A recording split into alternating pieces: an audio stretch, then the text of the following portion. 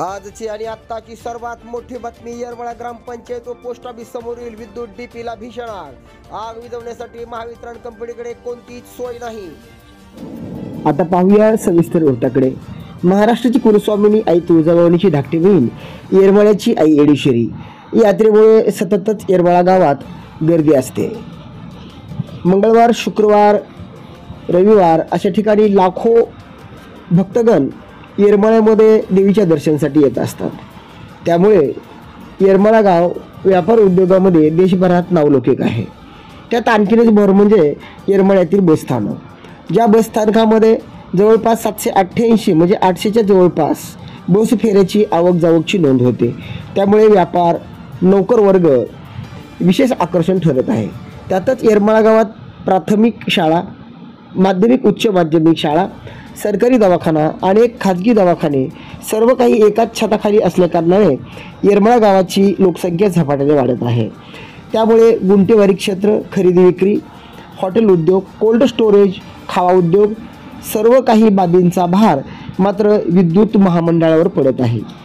मागील 5 वर्षांमध्ये येरमाळा फिडरवरती 800च्या जवळपास विद्युत जोडणी होती, तर आज तागायत हीच विद्युत जोडणी 1500 पेक्षा जास्त असल्या कारणाने नवीन डीपीची मागणी होत असूनही आजही जुन्या डीपीवरतीच हा लोड असल्या कारणाने ओव्हरलोड होऊन विद्युत भार जास्तीचा झाल्या कारणाने विद्युत उपकरणे, डीपी, केबल्स जळून खाक होत आहेत। याच धर्तीवरती दिनांक 28/8/2024 रोजी 10:45 आज रोजी बुधवारी ओव्हरलोडमुळे डीपी केबल जळून खाक झाले।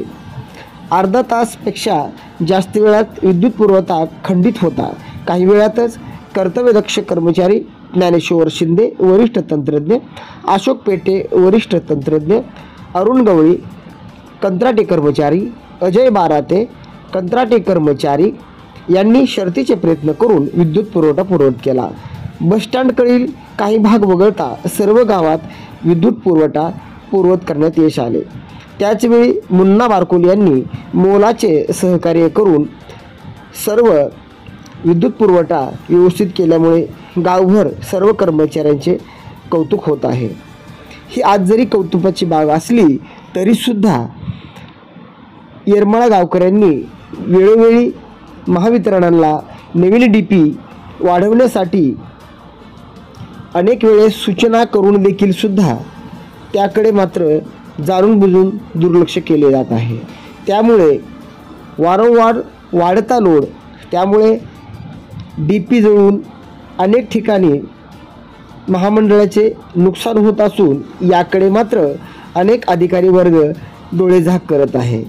वारंवार येरमाळा ग्रामपंचायतने सुद्धा सदरील खात्यास वेळोवेळी नोटीस देऊनही नवीन डीपी बसवला जात नसल्या कारणाने महामंडळाचं नुकसान होत असून याला शेवटी जबाबदार कोण हा प्रश्न मात्र या ठिकाणी आजही अनुत्तरित आहे।